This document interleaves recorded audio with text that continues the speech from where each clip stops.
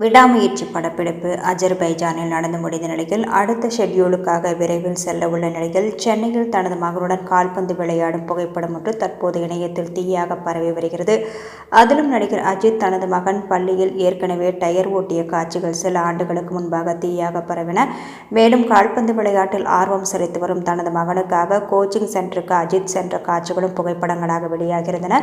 இந்நிலையில் குழந்தைகளுடன் குழந்தையாக மாறி அஜித்தும் கால்பந்து விளையாட்டை விளையாடும் புகைப்படம் ஒன்று வேகமாக பரவி வருகிறது. குழந்தைகள் படிக்கும் பள்ளிகளில் நடக்கும் விழாக்களுக்கு எந்த ஒரு மறுப்பும் தெரிவிக்காமல் தொடர்ந்து கலந்து கொண்டு வருகிறார் நடிகர் அஜித். சமீபத்தில் தனது மகன் கால்பந்து விளையாட்டில் தீவிரம் காட்டி வரும் நிலையில் அவனுடன் சேர்ந்து கால்பந்து விளையாடி மகிழ்ந்துள்ளார். அதன் புகைப்படம் தற்போது இணையத்தில் ட்ரெண்ட் ஆகி வருகிறது.